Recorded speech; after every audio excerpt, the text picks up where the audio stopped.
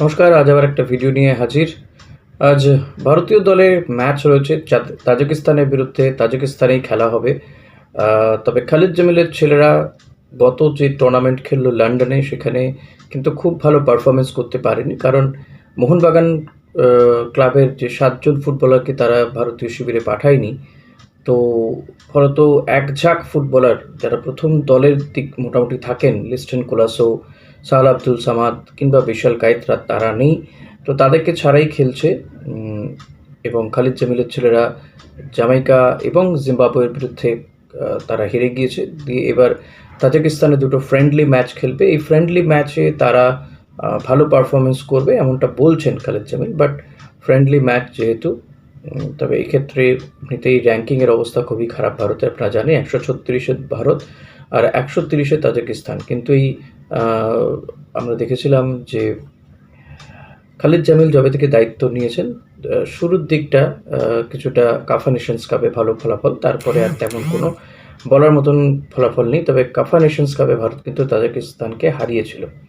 এখন দেখার সেক্ষেত্রে আজকে ছাংতেরা কী করে। সাধারণত খালিদ জামিল 4-4-2 খেলিয়ে থাকে। সেক্ষেত্রে হয়তো সন্দেশ জিঙ্গান, রাহুল বেকে, আকাশ মিশ্রা এদেরকে দিয়েই দল সাজাবেন এবং মাঝ মাঠে জিকসন, পাশাপাশি তার সঙ্গে যেহেতু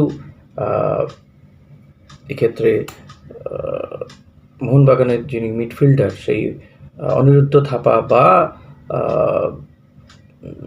কি বলবো, আপুইয়া নেই, ফলত এদেরকে ছাড়াই তো মিডফিল্ড সাজানো হচ্ছে। সেক্ষেত্রে হয়তো বা ইভেন মহেশকেও তো টিমে নেওয়া হয়নি, বা মহেশের চোটও রয়েছে। তো জিকসনের সঙ্গে হয়তো অন্য কাউকে এখানে মাঝ মাঠে খেলানো হতে পারে। তো নাম অনেকগুলোই রয়েছে, এখন দেখা যাক কাকে খেলানো হয়। উইংয়েও যদি দেখা যায়, সেক্ষেত্রেও এক্ষেত্রে আমার মনে হয় যে বিষ্ণুকে নেওয়া উচিত ছিল, বাট বিষ্ণুকেও নেওয়া হয়নি। এখন এই দিক থেকে দেখতে হবে যে আজকের ম্যাচটাকে কীভাবে খেলান খালিদ জামিল। হয়তো এখানে মাঝমাঠে জিকসনের সঙ্গে ফারুক চৌধুরীকে খেলানো হতে পারে। আর দুটো উইংয়ে যদি বলতেই হয়, তাহলে এক্ষেত্রে দেখতে হবে দুটো উইংয়ে কাকে ব্যবহার করেন, এবং নফলকেও মাঝমাঠে খেলানো যেতে পারে। প্লেয়ার যে একেবারে নেই তেমনটা নয়। উইংয়ে একদিকে তো ছাংতে খেলবে, উইংয়ে তো রয়েছে প্লেয়ার, আর অন্যদিকে কাকে খেলানো হয় সেটাও ব্যাপার। আপ ফ্রন্টে এক্ষেত্রে রহিম আলী এবং এডমুন্ডকে খেলানো হবে। এডমুন্ড রালডেন্ডিকা, তাকে খেলানো হবে। তো সব মিলিয়ে টিমটার মধ্যে হয়তো দু একজন ভালো মানের প্লেয়ার রয়েছে, কিন্তু রহিম আলীর প্রতি খালিদ জামিলের একটা অদ্ভুত স্নেহ বলুন বা নির্ভরতা রয়েছে। আমি জানি না কী কারণে তাকে ম্যাচের পর ম্যাচ খেলিয়ে যায়। তবে এদিকে যেহেতু রায়ান উইলিয়ামস নেই, তো পার্থিব গগৈকে নেওয়া হয়েছে। এখন হয়তো পার্থিব গগৈ তাকেও হয়তো পরের দিকে নামাতে পারে খালিদ জামিল। লেটস সি কী হয় শেষ দিকে।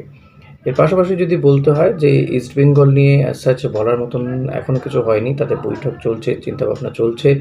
ইমামি থাকবে কি থাকবে না এখনও পর্যন্ত ফাইনালি অ্যানাউন্সমেন্ট হয়নি। শ্রী সিমেন্ট নিয়ে অনেক কথা রটছে, বাট শ্রী সিমেন্টের সঙ্গে কথা বলতে দেখা গিয়েছে দেবব্রত সরকারকে, অন্তত তাদের অফিসে যেতে দেখা গিয়েছে। শেষমেশ কিছু আপডেট এখনও বেরিয়ে আসেনি। ওদিকে মোহাম্মদ রশিদ প্র্যাকটিসে নেমে পড়েছে। যে টিমেই সে খেলুক না কেন, এখনও সেও যে অন্য কোথাও সাইন করেছে, বা মিকুয়েল, কেভিন এরা যে অন্য কোথাও সাইন করে ফেলেছে এমনটাও নয়, কিন্তু তাদের ব্যাপারে কিছু জানা যায়নি। বিদেশিদের সঙ্গে কথাবার্তা চলছে। কালকে আপনাদেরকে জানিয়েছি যে সার্বিয়ান মিডফিল্ডারের সাথে কথাবার্তা চলছে ইস্টবেঙ্গলের। এখন তাকে যদি পাওয়া যায়, হয়তো সেক্ষেত্রে সাউল ক্রেসপোকে ছেড়ে দেওয়া হতে পারে। ইস্টবেঙ্গল টিম ভালো হবে এটুকু আশা করা যেতে পারে। ইতিমধ্যেই তো একটা টেন্টেটিভ ক্যালেন্ডার প্রকাশ করেছেন এআইএফএম এর পক্ষ থেকে। তো এবার হয়তো ক্লাব জোটই করতে পারে। যদি ক্লাব জোট করে এবারে আইএসএল, তাহলে হয়তো সেপ্টেম্বরে খেলা শুরু হবে। আদারওয়াইজ কিন্তু আবারও ডিলে হতে পারে। কাকে দিয়ে স্পন্সর কে হবে, কিংবা কর্পোরেট কোন সংস্থার সঙ্গে গাঁটছড়া বাঁধে এআইএফএফ, সেটা একটা বড় বিষয়। তবে যদি ক্লাব জোটের সাথেই যায়, মানে 2 বছরের চুক্তিতে, ক্লাব জোট তো বলেওছে জিনিয়াস স্পোর্টসের থেকে অন্তত 2 থেকে 3 কোটি টাকা তারা বেশি দেবে। তো টাকা বেশি পেলে আমার মনে হয় সেদিকে যাওয়া উচিত। তো সেটাই করবে। তো দেখা যাক। এদিকে সায়ন ব্যানার্জি, সেও মোহনবাগানে জয়েন করেছে। তো ইস্টবেঙ্গলের ফুটবলার সায়নকে কীভাবে ব্যবহার করে মোহনবাগান, সেটাও দেখার বিষয়। তবে সায়ন ইস্টবেঙ্গলের প্রতি কৃতজ্ঞতা প্রকাশ করেছে, এবং যতদিন তিনি খেলবেন ততদিন ইস্টবেঙ্গল তার মাথায় থাকবে।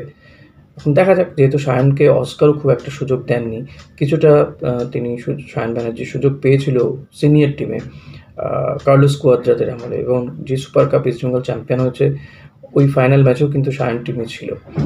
সো সায়নকে আমার মনে হয় মোহনবাগান যদি ব্যবহার করতে ভালো, নাহলে ওই কলকাতা লিগ খেলেই বসে থাকতে হবে সায়নকে।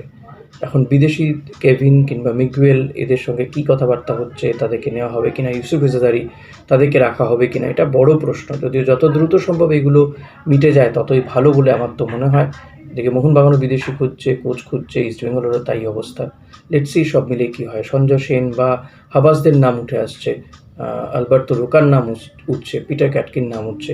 শেষমেশ কে হয় কোচ, তারপরে প্লেয়ার বাছা, এগুলো অনেক কিছু ডিপেন্ড করে আছে, অনেক কিছুর উপরে ডিপেন্ড করে আছে। লেটস সি শেষ না হওয়া পর্যন্ত বা আরও 1-1.5 সপ্তাহ না যাওয়া পর্যন্ত আমার মনে হয় না এগুলো ফাইনাল কিছু জানা যাবে। আরও কিছুদিন গেলে হয়তো গোটা বিষয়টি বোঝা যাবে। তো দেখা যাক কী হয়। আজকে ইন্ডিয়া ম্যাচটা কী হতে পারে, স্কোর আপনারা প্রেডিক্ট করতে পারেন, এবং এটাই বলবো, দেখা যাক কী হয়। আজ এখানেই শেষ করছি। ভিডিওটা ভালো লাগলে লাইক করুন, শেয়ার করুন, চ্যানেল নতুন সাবস্ক্রাইব করুন। Thank you.